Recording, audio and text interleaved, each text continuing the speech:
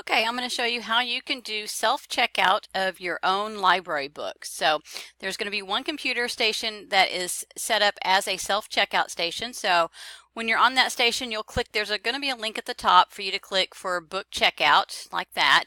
But once you're on that page, you're going to click circulation. And then the first thing you got to do is type your ID number. So I'm going to type mine and bring up my account.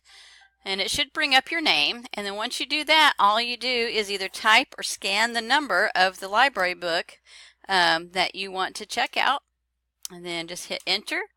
And that book will be checked out to you. It'll tell you that when the deadline date is. And since I'm a faculty member, I have it till the end of the year pretty much. But yours should be 3 or 4 weeks from now. So that's how you do a quick book checkout if you would like to do so and check out your own books.